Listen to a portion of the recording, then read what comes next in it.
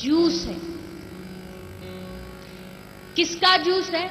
एक आम का है, एक सेब का है, एक केले का है, लेकिन भागवत क्या है? बोले भागवत सब ग्रंथों का सार इकट्ठा करके व्यास जी ने सबका सार लेके इस भागवत में रख दिया। ये भागवत सब शास्त्रों का मिक्स जूस। और जूस को पीने का आनंद कब आता है? जब उसको एक एक घूंट करके पिया जाए। ऐसे तो नहीं कि गिलास को उठाए और एक साथ नाक बंद करके पी गए, ये तो जूस का अपमान है। स्वाद कब आएगा? जब एक एक घूंट पी के उसका स्वाद लिया जाए। वैसे भागवत रूपी जूस का स्वाद कब आएगा? ये मत सोचना कि एक कथा में ही सब मिल जाए, एक कथा में ही सब हमें ज्ञान वैराग भक्ति सब प्राप्त हो जाए। कहो भगवान हमें नहीं चाहिए, हम तो हर बार आपकी कथा सुनते रहें और हर बार इस जूस की एक एक घूंट पीते रहें और पुण्य नहीं आनंद की प्राप्ति होती है। तब देखो, कुछ लोग को लगता है कि यही कथा में सब कुछ बता दिया जाए। हर कथा, हर भगवान की कथा हर बार कुछ ना कुछ नया लेके आती है। इसलिए भागवत वो जूस है जहां इस हम सबको संसारिक जूस को मुख से पिलाया जाता है, पर भगवान की कथा रूपी रस को कानों से पिलाया जाता है। अब कोई पूछे कि भैया ये कथा कितनी पुरानी है? अभी इस कथा से पहले ही एक कोई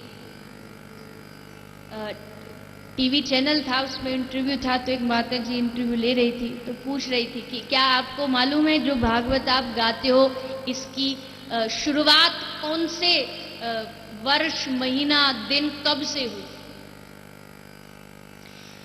कथा प्राचीन हो सकती है लेकिन ये कथा पुरानी नहीं।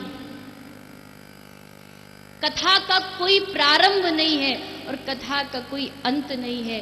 और वैसे भी ये तो आपने कहते हुए सुना होगा लोगों को कि शराब जितनी पुरानी होती है उतना ज्यादा नशा देती है।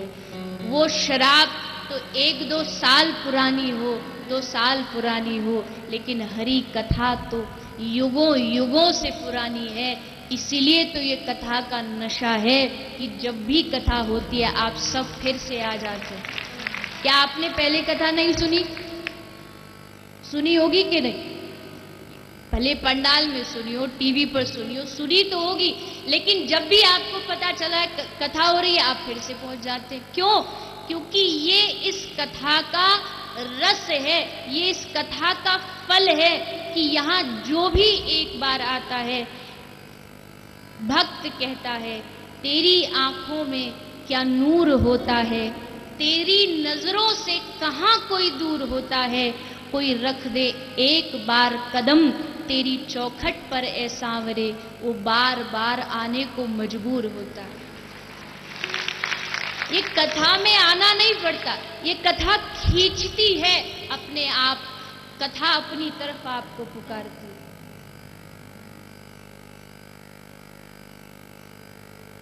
अच्छा, एक शराब का नाम आया था ना, तो यहां से कुछ भाई बड़ी हंस रहे थे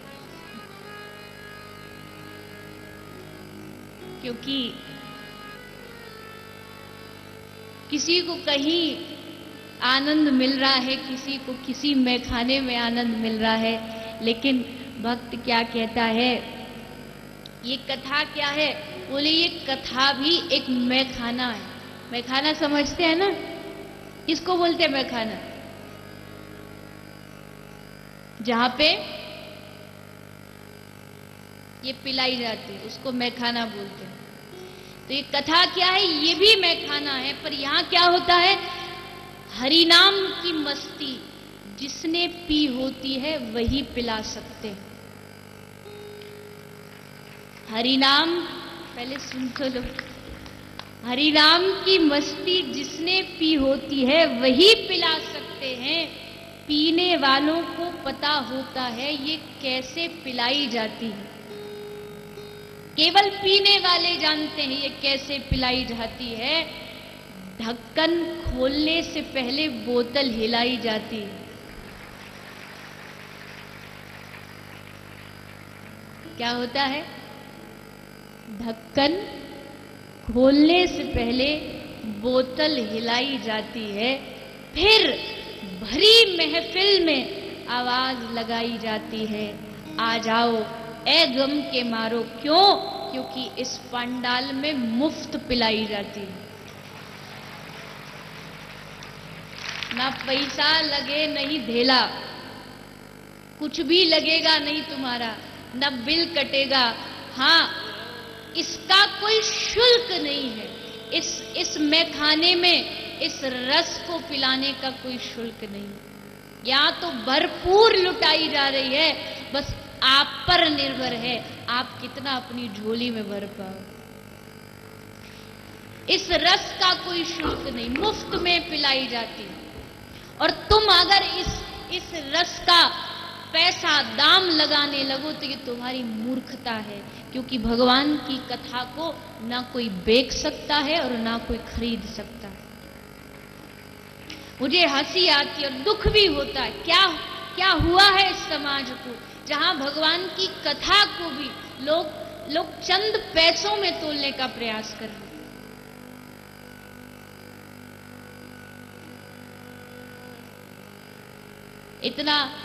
इतना पैसा मिलेगा तो ही कथा होगी। एक कोई भैया मुझे बता रहे थे, बोले हमने किसी को फोन किया था तो उनसे कहा कि हमें कथा करानी, तो उन्होंने बताया अपना जो भी चार्ज होगा, तो उन्होंने कहा कि थोड़ा हमारी इतनी सामर्थ्य नहीं, थोड़ा आगे पीछे कर लो। तो बोले नहीं, ये तो फिक्स रेट है। हद हो गई, कथाओं का भी फिक्स रेट होने लगा तो इस कथा का फिर सार क्या रहेगा?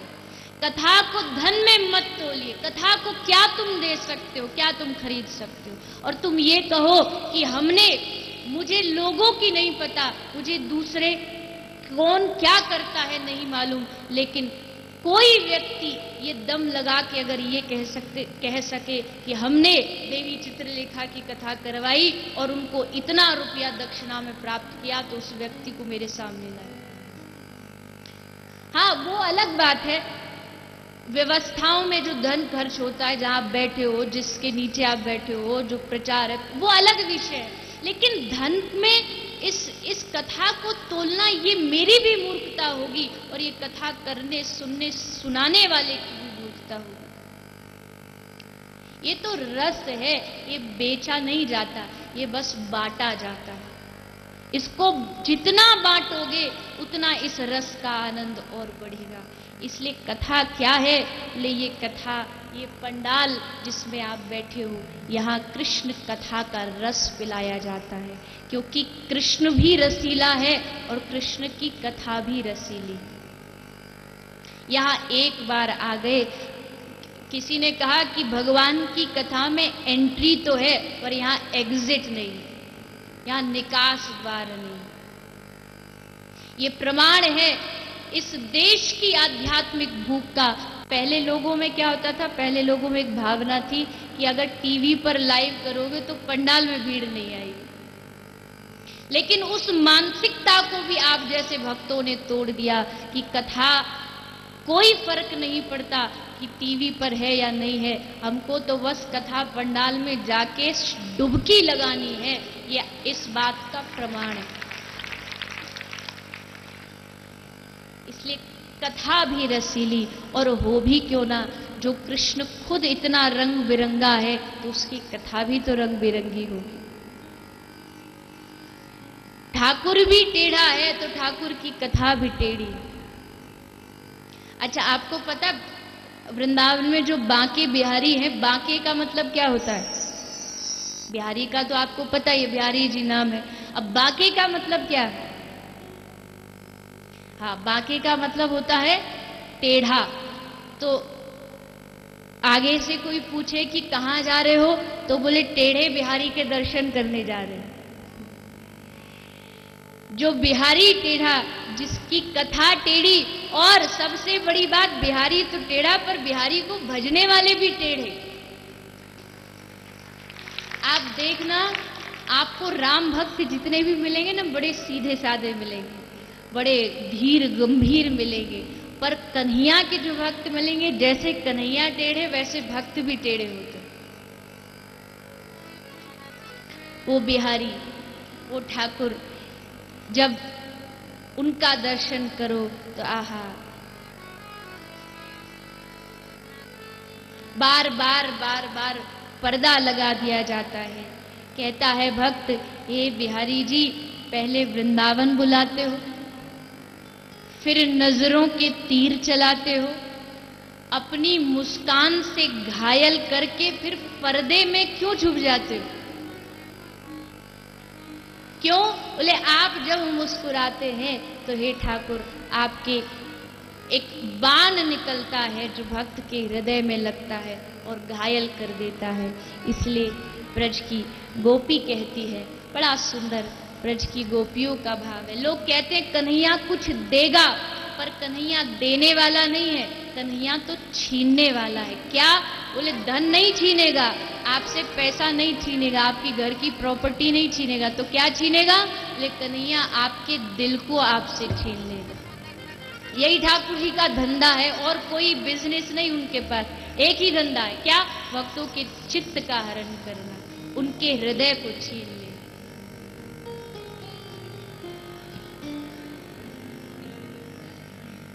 गोपी कहती है, छीन के ले गया दिल जिगर, सांवरा जादूगर, छीन के ले गया दिल जिगर, सांवरा जादूगर,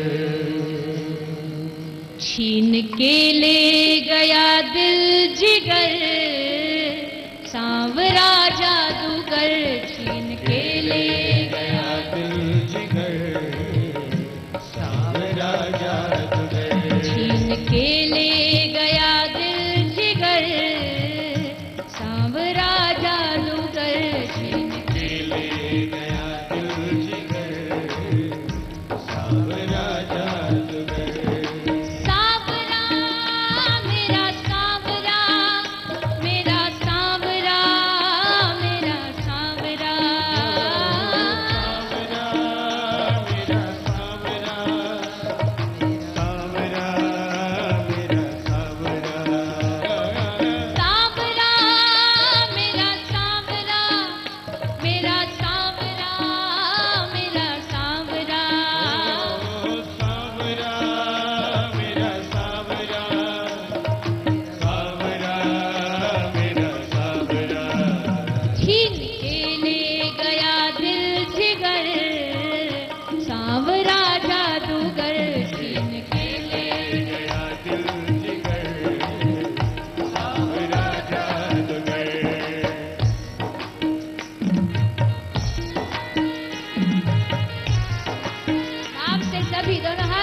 ताली बजाते हैं।